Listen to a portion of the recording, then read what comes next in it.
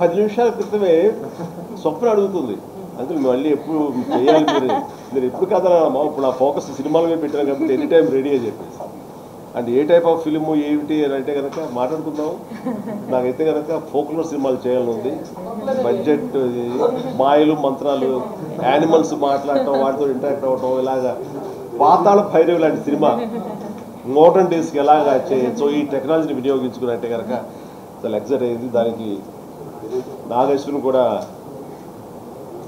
ఆలోచన పడ్డారు. Thank you అండి, థ్యాంక్ యూ. వాళ్ళు పుట్టిన దగ్గర నుంచి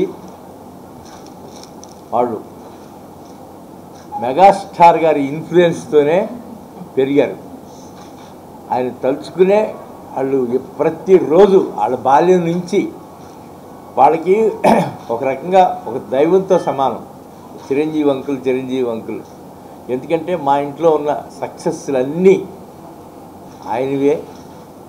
అది ఎంజాయ్ చేస్తూ అనుభవిస్తూ పెరిగిన పిల్లలు వాళ్ళు.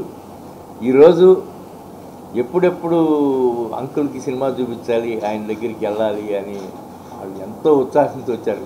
అందుకే వాళ్ళ ఉత్సాహాన్ని నేను డిస్టర్బ్ చేయకూడదని నేను ఒక నిమిషం లేట్గా వచ్చాను. Greatest day in their life. ఎందుకంటే జగదాగుడత్లో సుందరి అది 27 ఏళ్ళైనా 30 ఏళ్ళైనా చరిత్రలో విజయ ప్రొడక్షన్స్ ఎలా మిగిలిపోయిందో వైజయంతి మూవీస్ అలా మిగలటానికి కారకుడు చిరంజీవి గారు. ఒక మైలురాయి ఆ cinema.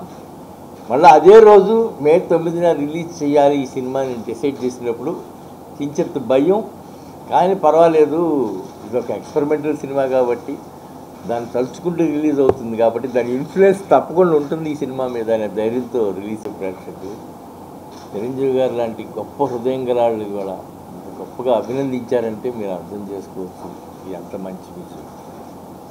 We are very very thankful to our boss. నిజంగానే లాస్ట్ 2 years నుంచి వైజయంతి మూవీస్లో మెగాస్టార్ గారితో సినిమాని ఆయన మాకు ఎన్నో అవకాశాలు ఇచ్చారు, ఎన్నో కథలు విన్నారు. కరెక్ట్గా కథ తయారు చేయలేకపోయాం. ఇప్పుడు నాకు ముందుకు వచ్చాడు కాబట్టి ఒక మంచి కథతో తొందరలో భారీ సినిమా ఒకటి అన్నారు. నైస్ కోఇన్సిడెన్స్ అండి. ఇంతకుముందు టాపిక్ వచ్చి ఎలాంటి సినిమా చేద్దామని అడిగితే నాకు పాతాళ భైరవి లాంటి సినిమా చేయాలనుంది, ఫోక్లోర్ ఫిలిం, అడ్వెంచర్స్ ఫిలిం అలాంటి చేయాలి నాకు ఉందంటే వెంటనే స్వప్న నాగమోహన్ చూస్తుంది.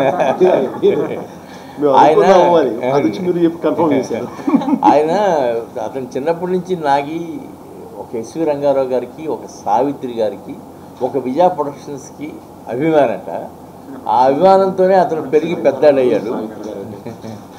సో నాకు ఎప్పుడో చెప్పాడు భైరవి లాంటి అని ఒకళ్ళు అనుకున్నాను అంకుల్, అది చిరంజీవి గారి లాగా అట్లా ఉంటే బాగుంటుంది. ఇంకా ఫార్మేషన్కి నాకు 1 year పడుతుంది, టైం మిషన్ మీద బేస్ చేసి చేశాను.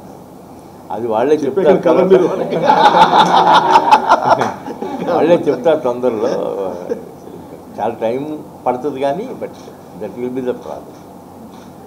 నేను ఇంకో విషయం చెప్పాను, నేను నాకు చెప్పిన విషయం, ఇంత గొప్ప సినిమాలు కమర్షియల్ హిట్స్ రామారావు గారితో మీతోటి నేను తీశాను బాస్, కాకపోతే పూర్ణోదయ సంస్థ లాంటి. అవును సార్, అది చాలా బాధగా ఉండేది నాకు. నేను ఎప్పుడు అనేవాడిని, మా పిల్లలతో అనేవాడిని, జగదేగురులు ఇంద్రాలు తీసాము అంటే ఆయన ఉన్నారు, మనం తీసాము, అలాగే చాలామంది హీరోలతో కూడా హిట్లు కొట్టాం. కానీ నా మనసులో చాలా దిగులుగా ఉండేది.